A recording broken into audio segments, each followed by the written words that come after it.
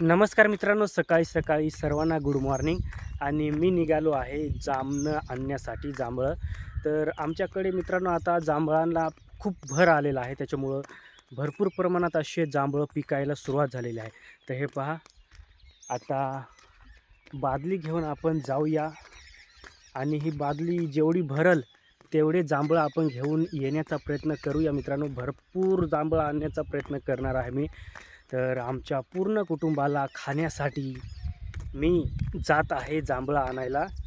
तर चला मित्रांनो, जे काय होणार आहे ब्लॉगमध्ये ते तुम्हाला चांगल्या पद्धतीने दाखवण्याचा प्रयत्न करणार आहे.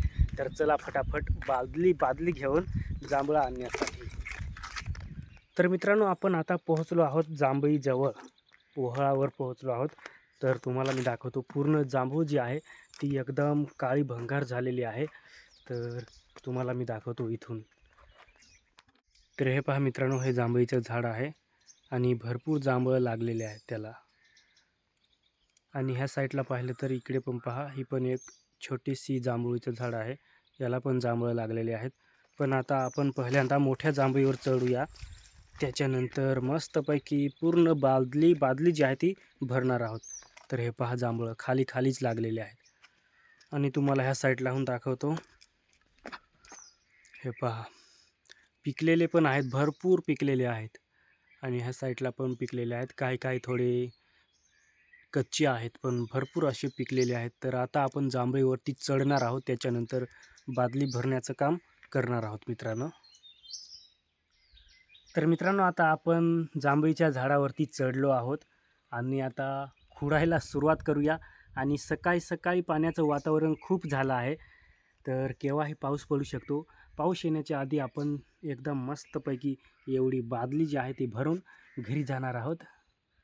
आपल्या घरच्यांना, लहान मुलांना, आई-वडिलांना जांभळं जे आहेत ते खाऊ घालण्यासाठी. तर आता भरायला सुरुवात करूया.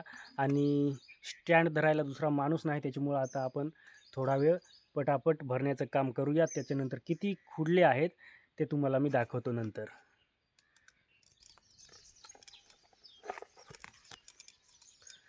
तर मित्रांनो, आता आपण हे पहा, एवढे जांभळं खुडलेले आहेत.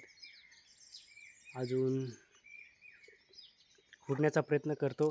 जांभळं तर भरपूर आहेत मित्रांनो, हे पहा तुम्हाला इकडे पण दिसत असतील, खाली पण, त्या साईडला पण, खालच्या फांद्यांना पण, त्या फांद्यांना पण भरपूर जांभळं आहेत.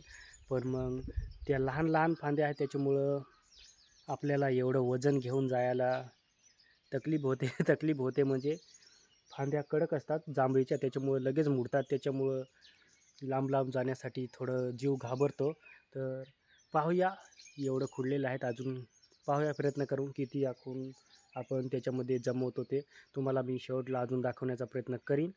तर शेवट आता तुम्हाला मी दाखवतो अजून किती जांभळं आपण खुडतो ते. आणि मी खाल्लेले पण आहे ते पहा मित्रांनो, हे पहा जीभ पण एकदम जांभळी पडलेली आहे.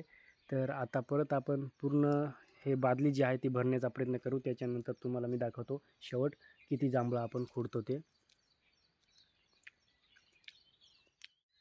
तर मित्रांनो, आपल्याला जांभळं सापडलेले आहेत, हे पहा एवढे तुम्हाला मी दाखवतो. एवढे जांभळं सापडलेले आहेत. तर हे तरी भरपूर झाली, अर्धी बादली जांभळं आपण खुडलेले आहेत, हे पहा. तर जास्त खुडायचे होते, पण मग प्रत्येक फांदीला, लहान लहान फांदीला जाऊन जाऊन एक एक दोन दोन असे जमून जमून तो खूप कंटाळा येतो. त्याच्यामुळं म्हटलं बस एवढेच तरी. जर काही खाली आथरायला आणलं असतं ना बारदन बिरदन, तर वरून झाडावरून थोडं हलवून दिलं असतं तरी बरका उडला असता. नेवाते नाही एवढे जांभळं आपल्याला सापडले असते, पण मग एक दोन खुडून खुडून कंटाळा आला, अर्धी बादली सापडली, बस एवढंच. तर मित्रांनो, ब्लॉग कसा वाटला कमेंट करून नक्की सांगा. आणि जो कोणी नवीन असेल त्यांनी चॅनलला सबस्क्राईब करायला विसरू नका. तर आजच्या ब्लॉगमध्ये एवढंच. जय हिंद, वंदे मातरम.